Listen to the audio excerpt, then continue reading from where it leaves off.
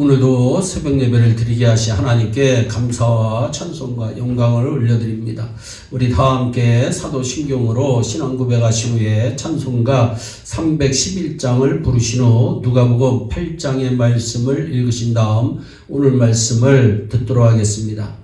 이 세상 그 누구도 아무에게도 은혜를 입지 않고 살아갈 수 있을 만큼 완벽한 사람은 아무도 없습니다. 모든 사람들은 자신이 알게 모르게 많은 사람들의 은혜와 도움 가운데 이 세상을 살아가고 있는 것입니다. 한 걸음 더 나아가서 이 세상을 살아가면서 가장 불행한 사람이 어떤 사람일까요? 자신이 살아온 지난 시간 속에서 받은 바 은혜를 발견하고도 그 은혜에 대하여 감사하지 못하고 살아가는 사람일 것입니다.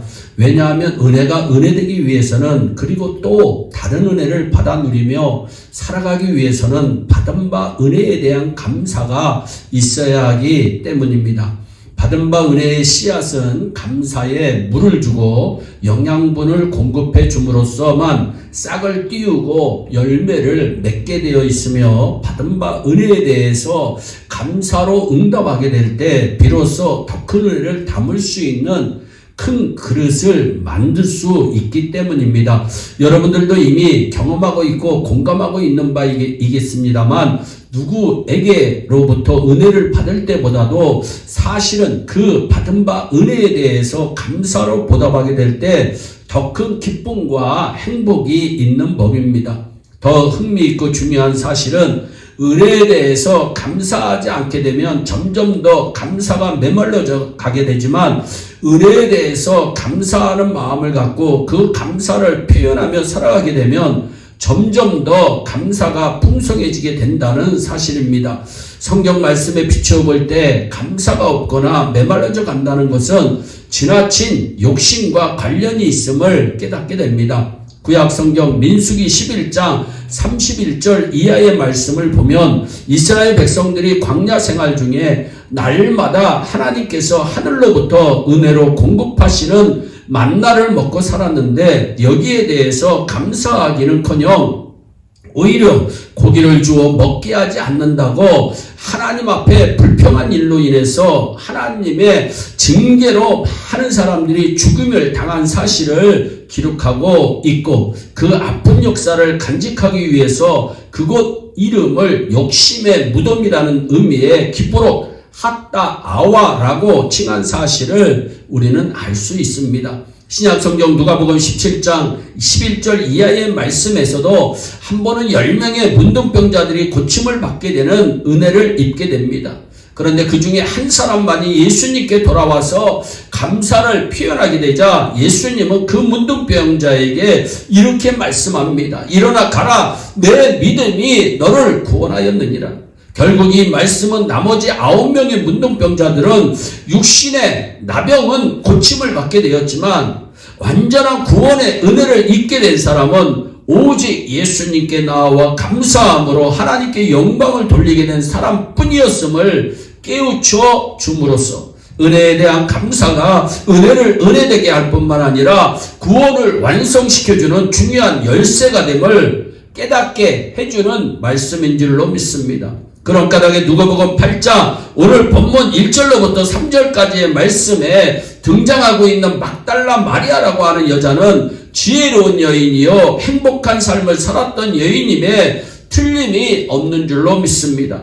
왜냐하면 이 여인은 어느 누구보다도 주님께로부터 큰 은혜를 입기도 하였지만 그 받은 바 은혜에 대하여 감사할 줄 알았을 뿐만 아니라 더욱 이 감사가 놀라운 헌신으로 이어지는 성숙한 감사였기 때문입니다.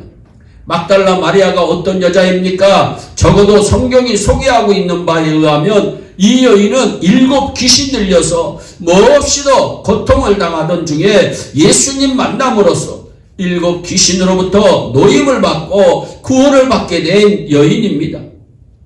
중요한 사실은 이 여인은 앞서 말씀드린 것처럼 받은 바 은혜에 대해서 감사함으로 그리고 자신의 전부를 내어드려 헌신함으로써 주님을 기쁘시게 하고 하나님께 영광을 돌린 여인이었다고 하는 사실입니다.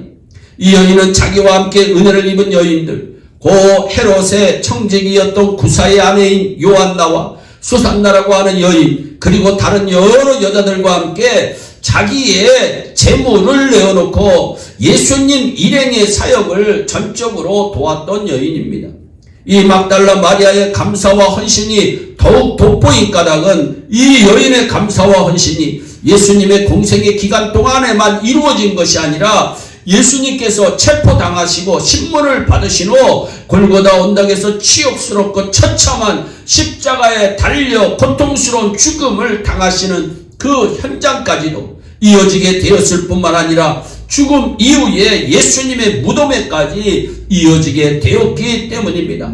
한마디로 말해서 이 막달라 마리아는 받은 바 은혜에 대한 감사한 마음에서 비롯된 자발적인 헌신이 자신의 재산뿐만 아니라 예수님을 만난 이후에 자신의 삶 전부를 내어놓고 끝까지 헌신하게 되었다는 점에서 온전한 감사요, 온전한 헌신이었다고 말씀드릴 수가 있습니다.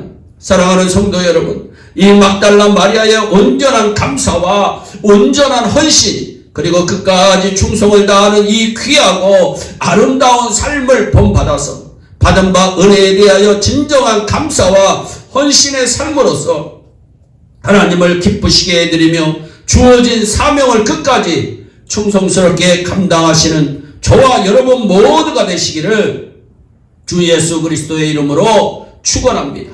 기도하겠습니다. 사랑의 하나님, 참 감사합니다.